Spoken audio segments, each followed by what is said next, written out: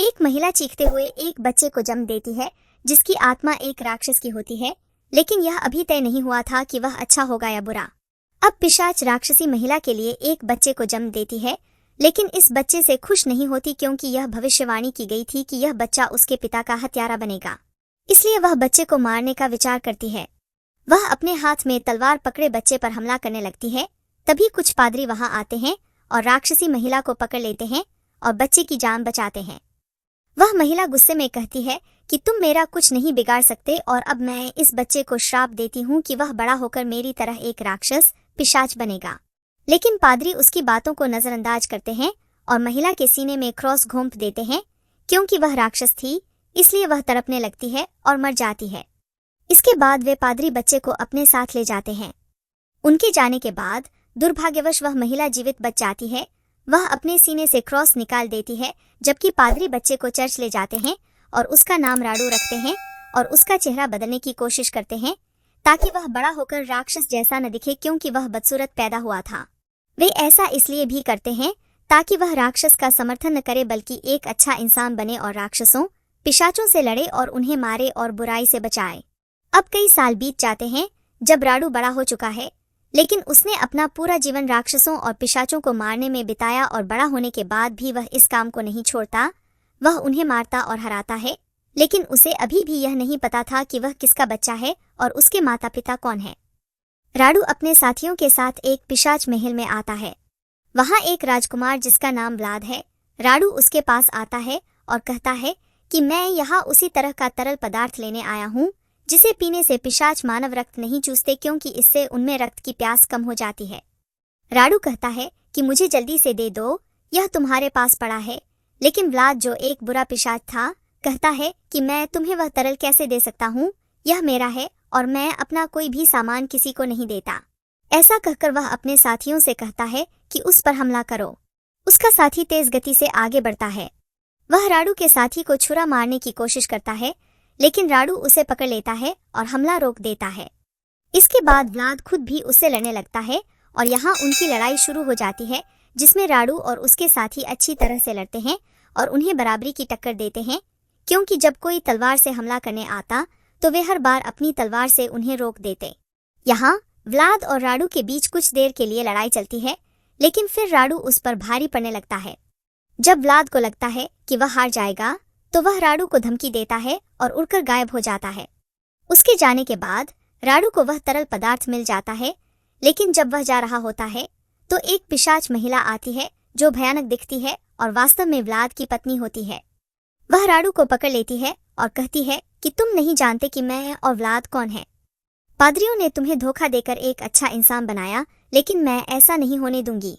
जैसे तुम एक राक्षस के बच्चे के रूप में पैदा हुए थे, मैं तुम्हें फिर से एक राक्षस पिशाच बना दूंगी। हाँ, यह सच है कि तुम मेरे और व्लाद के बेटे हो, तुम किसी पादरी के नहीं हो। पादरियों ने तुम्हें मुझसे छीन लिया था। राडू यह सुनकर हैरान हो जाता है, लेकिन वह इस पर विश्वास नहीं करता। पिशाच माँ जोर देती है कि समय के साथ सच्चाई सामने आ जाएगी, भले ही दूसरों को विश्वास न हो। इसके बाद वह भी उड़ जाती है। राडू पूरे महल की तलाशी लेता है, जहाँ उसे जेल में एक महिला दिखाई देती है जिसका नाम हेलेना है। वह अपने बेटे के साथ कैद होती है। वे जेल तोड़ते हुए अंदर जाते हैं। हेलेना राडू से विनती करती है कि कृपया हमें बचा लो और यहाँ से निकाल लो, नहीं तो वह निर्दयी व्लाद हमें मार डालेगा। राडू को उन पर दया आती है, इसलिए वह उन्हें छोड़ने और अपनी टीम में शामिल करने का फैसला करता है। लेकिन उसका साथी मना करता है कि तुम क्या कर रहे हो, हमें उनकी बात नहीं माननी चाहिए, शायद वे भी पिशाच हैं, इसलिए उन्हें मारना ही बेहतर है। यह कहकर वह अपनी तलवार निकालता है और उन्हें मारने के लिए आगे बढ़ता है, लेकिन राडू गुस्सा हो जाता है और उसका चेहरा पकड़कर उसे रोक देता है। राडू हेलेना और उसके बेटे को बाहर लाता है ताकि उन्हें सुरक्षित स्थान पर ले जाया जा सके और वे अपनी यात्रा शुरू करते हैं। जब वे रात में थक जाते हैं तो वे एक जगह रुकने का फैसला करते हैं, लेकिन अगली सुबह जब राडू हेलेना को जगाने जाता है ताकि वे अपनी यात्रा शुरू कर सकें, लेकिन जैसे ही उसका चेहरा सूरज में आता है वह दर्द महसूस करने लगती है। इससे राडू घबरा जाता है और सोचता है कि क्या वह पिशाच है, क्योंकि पिशाच धूप में जलते हैं। इसलिए वह उससे वही सवाल पूछता है।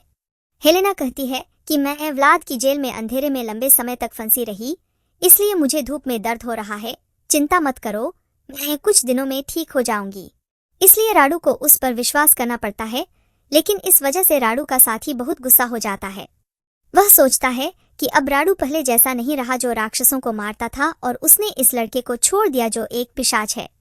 इसलिए वह राडू को अकेला छोड़कर चला जाता है। अब राडू हेलेना और उसके बेटे के साथ अपनी यात्रा शुरू करता है। राडू रात में यात्रा करता था ताकि हेलेना को धूप में दर्द न हो, लेकिन एक रात जब हेलेना सो रही थी, वह उसके पैरों पर एक निशान देखता है जो व्लाद के काटने का निशान था। राडू यह देखकर हैरान रह जाता है, क्योंकि वह समझ जाता है कि हेलेना ने उससे झूठ बोला था, क्योंकि काटने के कारण अब वह एक पिशाच बन गई थी। लेकिन फिर वह उसे मारने का फैसला करता है। वह तलवार से उस पर हमला करने वाला होता है, लेकिन हेलेना उससे विनती करती है। वह रोती है और अपनी जान की भीख मांगती है। इस बार भी राडू को उस पर दया आती है और उसे छोड़ देता है, लेकिन वह उसे वही तरल पदार्थ देता है जो उसे महल से मिला था, और उसे पीने से पिशाच के रक्त की प्यास कम हो जाती है। हेलेना उस तरल को पी लेती है। राडू उसे वही तरल देने लगता है जिससे वास्तव में उसकी रक्त की प्यास कम हो जाती है। लेकिन एक रात वह उसे वह तरल देना भूल जाता है, जिसके कारण उसके अंदर का पिशाच जाग जाता है और रक्त की प्यास लग जाती है। अब वह राडू को काटती है और उसका खून पीती है। फिर वह उसे अपना खून देती है और उसे पिशाच बना देती है। इसी बीच व्लाद आता है। वह हेलेना, उसके बेटे और तरल पदार्थ को ले जाता है और चला जाता है। लेकिन गरीब राडू पिशाच बन जाता है और जंगल में भटकने लगता है। आगे बढ़ते हुए वह अपने दोस्त को देखता है। राडू उसके पास आता है और उसके बगल में बैठ जाता है और उसे बताता है कि उसके साथ जो कुछ भी हुआ। उसके दोस्त को यह सुनकर बुरा लगता है, लेकिन अब वह कुछ नहीं कर सकता क्योंकि उसके दोस्त ने उसे रोक दिया। अब राडू उससे कहता है कि उसे मार दो ताकि वह लोगों को खून पीकर नुकसान न पहुंचाए। इसलिए वह राडू पर तलवार से हमला करता है, लेकिन आश्चर्यजनक रूप से राडू मरता नहीं है बल्कि जीवित रहता है। दोनों चौंक जाते हैं कि यह कैसे संभव है। इसी बीच राडू की माँ आती है और उस पर एक बड़ा तीर चलाती है, जिससे राडू का दोस्त मर जाता है। इसलिए राडू की माँ राडू के पास आती है और कहती है कि तुम नहीं मरे क्योंकि तुम अमर हो और तुम्हें कोई मार नहीं सकता। इसके बाद वह राडू को घर ले जाती है और उसे राक्षस बनने का प्रशिक्षण देना शुरू करती है। बहुत सारे प्रशिक्षण के बाद वह अंततः आधा राक्षस और आधा पिशाच बन जाता है। उसे शक्तियां भी मिलती हैं, जिनका उपयोग वह लोगों को मारने और उनका खून पीने के लिए करता है, क्योंकि जाहिर है उसकी माँ ने उसे बुरा बना दिया था। लेकिन यहाँ वह हमेशा हेलेना को याद करता था, क्योंकि वह उसे पसंद करने लगा था। एक दिन उसे मौका मिलता है और वह अपनी माँ पर हमला करता है, जिसके बाद वह भाग जाता है ताकि वह हेलेना और तरल पदार्थ को ढूंढ सके। लेकिन बहुत कोशिश करने के बाद भी उसे वह नहीं मिलती। अब कई साल बीत जाते हैं और राडू अकेला रहता है, लेकिन अब अकेलेपन की वजह से वह पागल हो रहा था। इसलिए वह एक टीम बनाने का फैसला करता है ताकि वह उनसे बात कर सके। इसी तरह अकेलापन उसे परेशान न करे, इसलिए वह अपने पहले दोस्त को ढूंढने जाता है। वह एक गांव में आता है जहां उसे दो भाई बहन दिखाई देते हैं। लड़की एक गायिका थी जो अच्छा संगीत बजा रही थी। राडू को उन दोनों में दिलचस्पी होती है, इसलिए वह उनसे दोस्ती करना चाहता है। मिलने पर वह उनके साथ सहयोग करने की इच्छा व्यक्त करता है। इससे आप अमर हो जाएंगे, हमेशा जीवित रहेंगे, कभी नहीं मरेंगे। फिर आप अपने जीवन का आनंद ले सकते हैं और जादूगर बन सकते हैं। मैं आपको यह सब सिखाऊंगा। अब लड़की ना कहने ही वाली थी, लेकिन फिर उसका भाई कहता है कि हाँ, हम ऐसा ही बनना चाहते हैं और हम ऐसा ही जीवन जीना चाहते हैं। ऐसा कहने पर राडू उन्हें मार डालता है और उनका खून पीता है, फिर अपना खून पिलाकर उन्हें पिशाच बना देता है। राडू दोनों को अपने घर ले जाता है। वह उन्हें जेल में रखता है ताकि वे भाग न सकें। अब गायिका को पिशाच बन जाने पर गुस्सा आता है और वह भागने की कोशिश करती है, लेकिन असफल रहती है। राडू उन्हें प्रशिक्षण देना शुरू करता है। वह उनके लिए कई लोगों को पकड़कर लाता है ताकि वे उनका खून पी सकें और अमर हो सकें, क्योंकि उनकी मदद से राडू हेलेना को ढूंढना चाहता था और फिर वे मिलकर व्लाद को खत्म कर देंगे, क्योंकि राडू अपने पिता की संपत्ति चाहता था, क्योंकि व्लाद उसे अपना बेटा मानने से इनकार कर देता है और जाहिर है वह उसे कोई संपत्ति नहीं देगा। अब जैसे जैसे समय बीतता है, गायिका और उसका भाई पिशाच बन जाते हैं जो अपना शिकार ढूंढ सकते हैं और उनका खून पी सकते हैं। एक दिन राडू उन्हें बाहर भेजता है और वे लोगों को मारना शुरू कर देते हैं। वह कई लोगों पर हमला करता है और उनका खून पीता है। इसी तरह वह कई लोगों को मार देता है। लेकिन जब वे बाहर होते हैं तो एक जादूगरनी महल में प्रवेश करती है, इसका फायदा उठाकर क्योंकि चर्च के पादरियों ने उसे राडू को खत्म करने के लिए भेजा था। आगे बढ़ते हुए वह जेल में एक लड़की को देखती है जो बेहोश होती है क्योंकि राडू और उन भाई बहनों ने उसका खून पी लिया था, जिसका मतलब है कि वह एक पिशाच बनने वाली है। जादूगरनी उसके पास आती है और राडू के खंजर से उसे मार देती है। लेकिन इसी बीच राडू और वे भाई बहन भी वहां आ जाते हैं जो जादूगरनी को ऐसा करते हुए देख लेते हैं। राडू को गुस्सा आता है, इसलिए वह आगे बढ़ता है और उसका गला पकड़कर उससे लड़ाई शुरू कर देता है। इसी कारण राडू का खंजर गिर जाता है।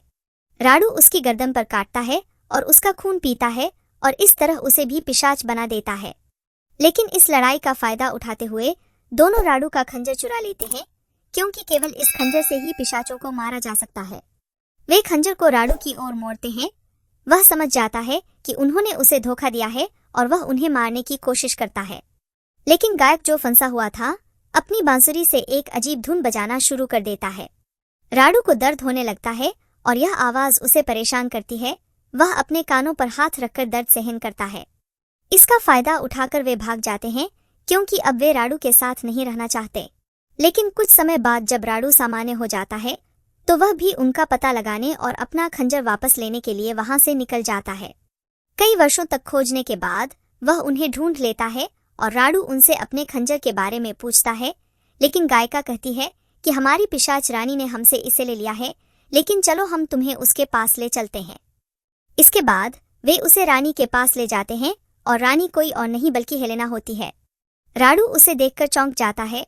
वह उसके पास जाता है और उसके बेटे और व्लाद के बारे में पूछता है। वह कहती है कि मैं नहीं चाहती कि मेरा बेटा पिशाच बने, इसलिए मैंने उसे सामान्य लोगों के बीच छोड़ दिया है। अब वह उनके साथ रहता है और व्लाद तहखाने में गहरी नींद में सो रहा है, इसलिए मैं इस सब को संभाल रही हूँ। यह जानकर राडू हैरान हो जाता है। हेलेना उसे तरल दिखाती है। वह कहती है कि मैं तुम्हें कुछ भी दे सकती हूँ अगर तुम मुझे गायिका के भाई को दे दो। अब वह राडू से उस लड़के को मांग रही थी क्योंकि जिसने भी किसी इंसान को पिशाच बनाया, नया पिशाच उसका गुलाम बन जाता है। इसलिए हेलेना राडू से उस लड़के को मांग रही थी क्योंकि राडू उसका मालिक था और हेलेना उसे पसंद करती थी। राडू इस बात से सहमत हो जाता है, लेकिन वास्तव में यह राडू का जाल था। वह उसे गायिका के भाई को देते हुए महल की जांच शुरू कर देता है। वह तहखाने में एक ताबूत में व्लाद को देखता है। वह वहां कैद था और ताबूत पर एक भारी तलवार रखी हुई थी ताकि वह बाहर न आ सके। जैसे ही राडू तलवार हटाता है, व्लाद जाग जाता है। लेकिन यहाँ राडू भविष्यवाणी को सही साबित करता है और उस तलवार से अपने पिता व्लाद का अंत कर देता है। यह भविष्यवाणी थी कि वह अपने पिता का हत्यारा बनेगा। इसके बाद वह हेलेना के पास आता है और उस पर हमला करता है। वह उसका गला पकड़कर उसे खत्म करने की कोशिश करता है, लेकिन हेलेना राडू के पैर पर खंजर मारती है, जिससे वह बुरी तरह घायल हो जाता है, लेकिन मरता नहीं है। अब वह दर्द से तड़पने लगता है, लेकिन फिर भी वह हेलेना पर हमला करता है। वह हेलेना पर खंजर से वार करता है और उसका गला अलग कर देता है। गायिका राडू को बाहर लाती है और उसे घायल देखकर बुरा लगता है। राडू कहता है कि अब मैं तुम्हारा मालिक नहीं हूँ, मैं तुम्हें मुक्त करता हूँ। यह सुनकर गायिका खुश हो जाती है। इसी बीच जादूगरनी आ जाती है जो अब पिशाच बन गई है, लेकिन वह राडू से नाराज है क्योंकि उसकी इस हालत के लिए वही जिम्मेदार है।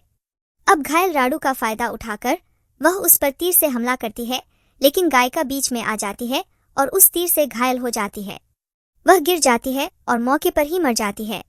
यह देखकर राडू को बुरा लगता है, लेकिन जादूगरनी राडू को श्राप देती है कि वह हमेशा अकेला रहेगा और शांति से नहीं बल्कि दर्द में रहेगा। तुम्हें हमेशा दर्द का अनुभव होगा क्योंकि यही तुम्हारी सजा है। जब तुम अच्छे थे तो सब ठीक था, लेकिन पिशाच बनने के बाद तुमने कई इंसानों का अंत कर दिया और उनमें से कई को अपने जैसा बना दिया, यहाँ तक कि तुमने मुझे भी इसमें लपेट लिया और इसका एहसास तुम्हें जीवन भर रहेगा। इसके बाद वह राडू को इस दर्द में छोड़कर चली जाती है क्योंकि वह अमर है और मर नहीं सकता। वह हमेशा इसी तरह रहेगा और जादूगरनी पिशाच बनकर भी संतुष्ट थी। वह एक जादूगरनी थी लेकिन अब पिशाच बन गई थी और उसने अच्छा पिशाच बनने का फैसला किया। यहाँ यह कहानी समाप्त होती है।